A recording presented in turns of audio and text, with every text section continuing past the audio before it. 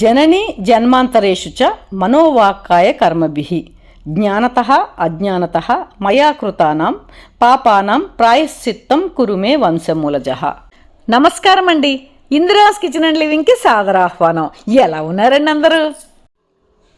అవును కదండి, మనం ఎవరిని ప్రార్థిస్తున్నా అంతఃకరణ చతుష్టయాన్ని ప్రక్షాళన పరిశుద్ధం చెయ్యమని కోరతాం కదండి.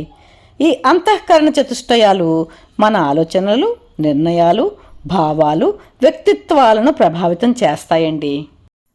అంతఃకరణ చతుష్టయాలు అంటే మనస్సు, బుద్ధి, చిత్తం, అహంకారం.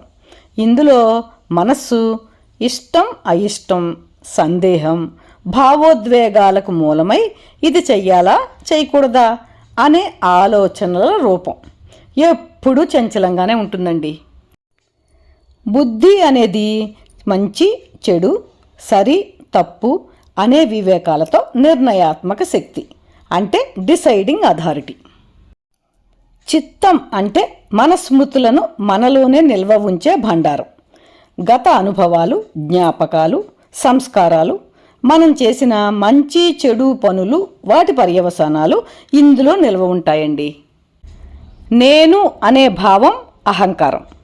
శరీరం, ఆలోచనలు, సంపద, హోదా మొదలైన వాటిని నాది, నా వల్లే, నేనే చేశాను అనే అహంకారం వ్యక్తిత్వాన్ని తెలియజేసే భావం.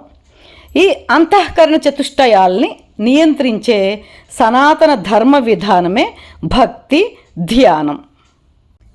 మీకో విషయం తెలుసా? మన పాపపుణ్యాల చిట్టాలను వ్రాస్తూ మన కర్మ ఫలితాలను అనుభవించేలా చూసే చిత్రగుప్తుడు అసలుకు చిత్తగుప్తుడట. ఆయన మనలోని చిత్తంలోనే గుప్తంగా ఉండి ఆయన సేవకులైన ఉచ్ఛ్వాస నిశ్వాసాలు అంటే ఊపిరి వదలడం, పీల్చడం ద్వారా మన సమాచారం అంతా ప్రత్యక్షంగా సేకరిస్తూ ఉంటాడు. ఈ ఉచ్ఛ్వాస నిశ్వాసాల సమాచార సేకరణ పరిధిని ప్రభావితం చేయడమే ధ్యానంలో మనం చేసే ప్రాణాయామం. వీటి ద్వారా అంతఃకరణ చతుష్టయాలను ప్రక్షాళన, పరిశుద్ధం చేసుకుందామా అండి?